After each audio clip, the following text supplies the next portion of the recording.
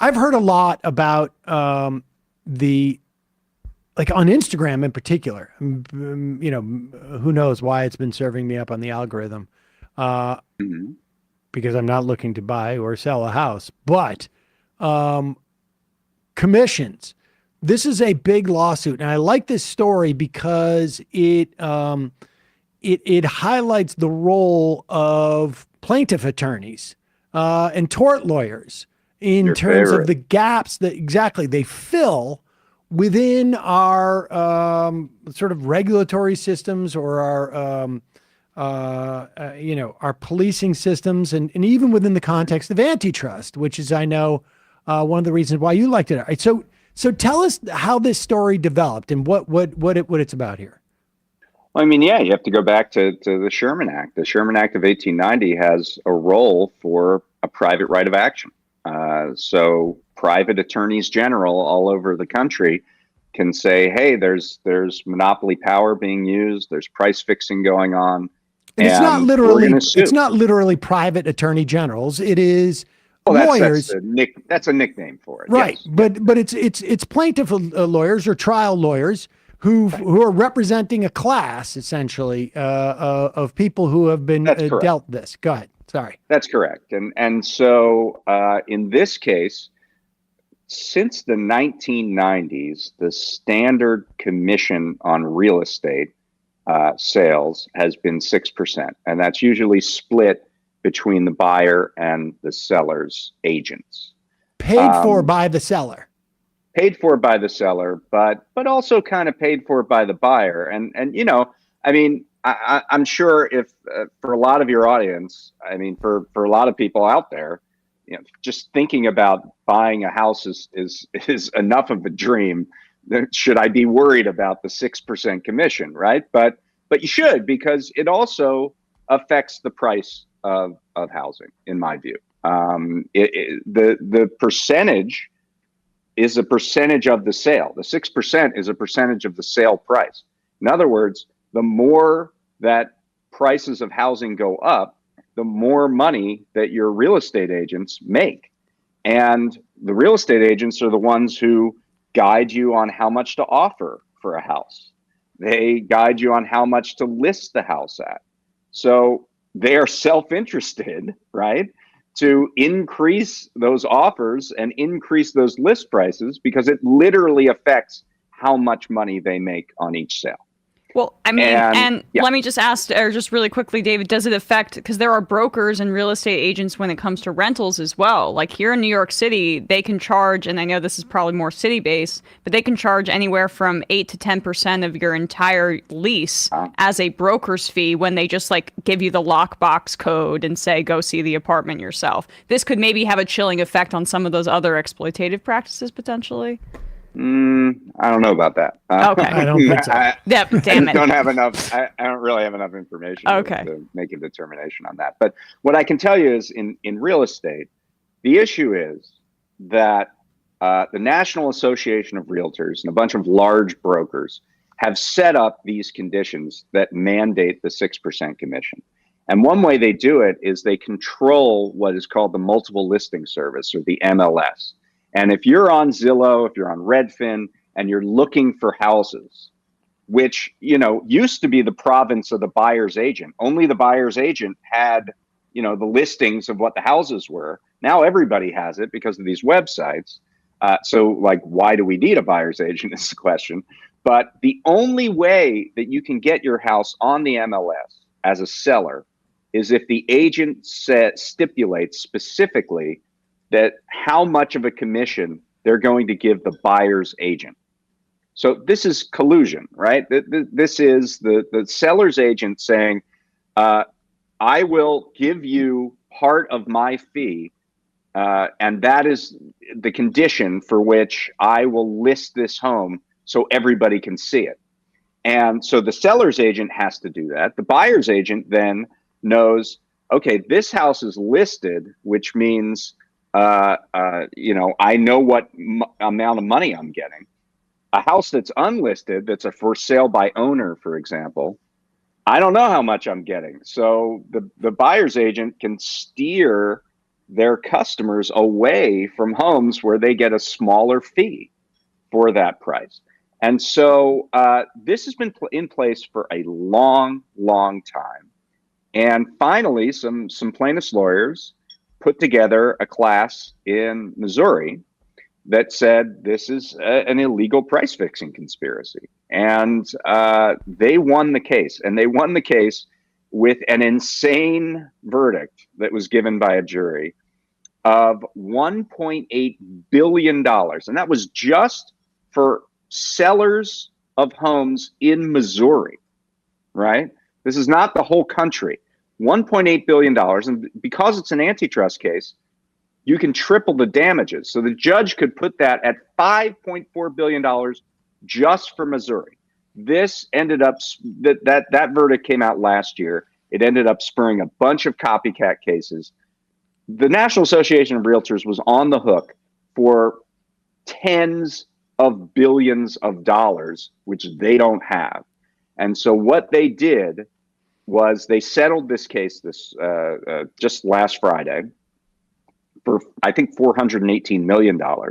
But more important than that, they said, okay, we will end this rule that in order to get listed on the MLS, you have to split the commission. And what this is going to likely do is create new standards in the industry that will dramatically drop the amount of commissions that sellers pay and to a certain extent buyers pay. And that is likely, according to economists that have looked at this, to be a 30% reduction in these fees. By the way, the US pays the 6% commission. In the UK, the commission is more like 1%. So we have the highest commissions on real estate in the world. And this ruling and the settlement is going to likely bring those more in line with the rest of the world, which means a savings of about $30 billion for people who buy and sell homes. This is a $100 billion a year business, real estate commission. Nobody does middlemen like we do middlemen here. I mean, all this sounds like, like managers in show business, and then all of a sudden, like sort of the double dealing that happened with, the manager becomes the executive producer, and all of a sudden they're working both for the buyer and the seller at the same time, essentially. Yeah. All right, but okay, so let's talk sort of like practically what we can maybe expect, because the seller is still responsible ostensibly for 3% of the seller agent. Or I mean maybe. Do we know how this let's put it this way. Is there going to be any standardization? Because like I know in New York City, it is it's been that 3%. But if you go upstate, you can have the option of paying your seller broker and hiring them and getting some type of exclusive deal with them. And I don't know if they end up getting the commission or not at that point, but it's a different relationship that's not available, I think, in like New York City. So I don't know what it is in other places. I think you're going to see a lot of innovation in this industry. And the example to look to is travel agents. I mean, we don't really use them anymore unless you're a large business that is conducting a great deal of travel. There really aren't a lot of travel agents out there. And that is because companies sprouted up and said, hey, you can book this and we'll make it real easy and you can book this on your own. I think that's the kind of thing that you're going to start seeing with respect to the buyer side of the business. So you could see a buyer agent put up an offer of, hey, I'll do this for a flat fee, $2,000. I'll do it for a flat fee. And that would be a tremendous savings. They're going to undercut that competition because there actually will be competition now. I think the buyer is going to have a lot of better options than now. It won't seem like better options because the buyer will have to pay that maybe upfront. And make an arrangement with their agent up front, whereas now they just hire an agent and they kind of feel like they don't pay them. But they do, because it all gets folded into the price of the sale. Right. And so these commissions are a portion of that sale price. So what you're likely going to see is the sale price come down. Right. So if I've been looking at a house for, whatever it is, $250,000, and this comes out, this ruling comes out, and they've made this change, theoretically, I'm looking at that thing, and it should all of a sudden be like $10,000-$15,000 less or something like that, right? And I think that the dynamics of the market are such that is what's going to happen, and so it's really a reduction of fees, junk fees, you could say, on real estate sales, but it will look like a reduction of prices in the cost of homes. But isn't this, like, in terms of and I just read too that we are at the peak of housing unaffordability in this country in maybe in decades, maybe ever. But here's the problem with that. I'm a buyer. I'm going to buy a house for $250,000. All right. You tell me now it's going to be $240,000, but I got to put out, let's say, $1,000 for a buyer's agent. I got to pay that $1,000 up front, or I got to put it on my credit card. Whereas yesterday, when that house cost $250,000, I'm going to get a 7% loan. That $10,000 is going to be paid for via a 30-year mortgage. I'm going to have 30 years to pay that off. Now, This is an upfront cost. Like, I'm not convinced that this is going to impact the affordability of housing, frankly. Well, it depends on what the models are for where this comes up. I do believe that you're going to see tens of billions of dollars taken out of the system. The question is where that ends up getting paid back. It's no guarantee that you're going to have to pay it up front necessarily. There could be contingency arrangements where they fold that cost into the closing of the deal, and then the buyer takes that cut out, much like it is now, only at a much lower rate, a more competitive rate with more competitive offers. The buyer could say, okay, this guy would give you 3% commission at the closing. I'll give you 2. I'll give you 1. And I think that we're going to see 2 things that we know that are going to come out of this: lower fees baked into the sale price, and fewer real estate agents. Now that might seem like a bad idea to people, because we have I think 3 million people who are registered as real estate agents in America. The National Association of Realtors has 1.5 million active real estate agents. And we're not going to have as many. There aren't going to be people who supplement their side income by selling 3 houses a year, right? This is going to be a much more professionalized business, and that might sound not great to people. Like, hey, 1 million jobs are going to go away because of this. I don't know if that's the number, but a lot of jobs are probably going to go away because of this. But those jobs are middleman jobs. They are not economically productive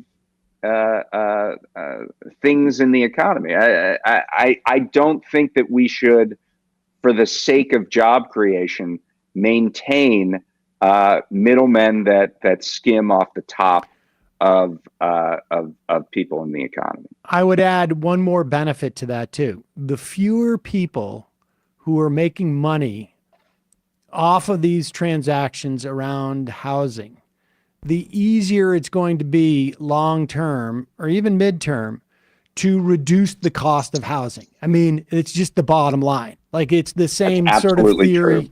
When I was in show business, I was just like, the more people who are making money off of me, the more money I'll make.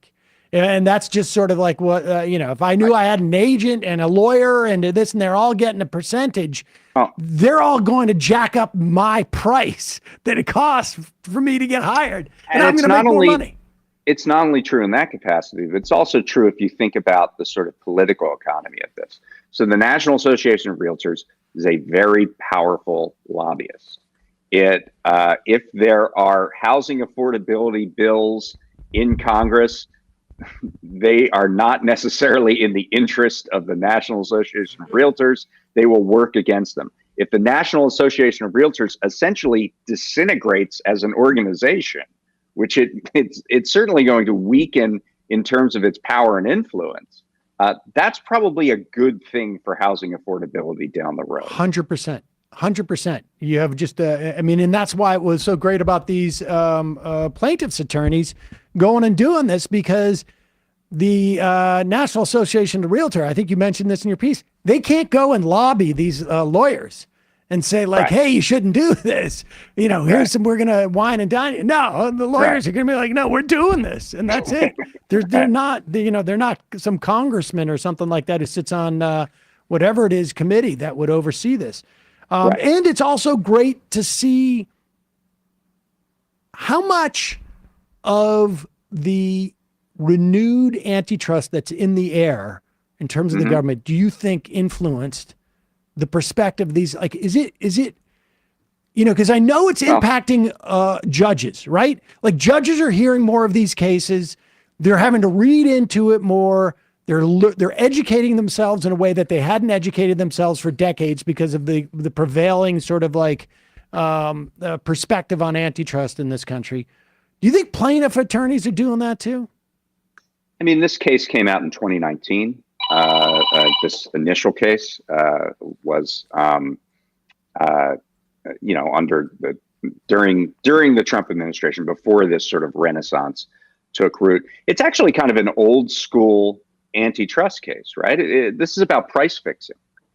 This is not, some operatic theory of harm that Lena Khan wrote in a paper somewhere, and then we're moving it into the you still have a landline, huh? Okay. Yeah. Well, I'm sorry. That's all right. I'm just curious about that. It's not a landline. Well, look. Until we get established with our large operation, you can't afford one of these wireless phones. I can't afford one of these newfangled. Wait, what is it then? It's not a landline. It just sounds like a landline. This is my phone. It just sounds like a landline. Okay. Anyway, so this is an old school price fixing conspiracy. So it's a place that I think is very comfortable for antitrust lawyers and also antitrust judges. Now, this case was heard by a jury, which was completely offended by it and decided to put this huge verdict forward. But to address your point more directly, I do think that there is a feeling in the air that this new aggressiveness on antitrust is wearing off, particularly on lawyers entering the profession. I mean, there have been great stories about the tours of colleges that Jonathan Cantor and Lena Khan have gone on, and they're treated like rock stars in these law schools. And you're seeing this new generation of young lawyers who are really fascinated by this new perspective on corporate power. And so I think that's going to pay dividends decades into the future. I don't know that it's necessarily applicable to this. I got you. I may go back to law school. All right, just briefly, 2 minutes.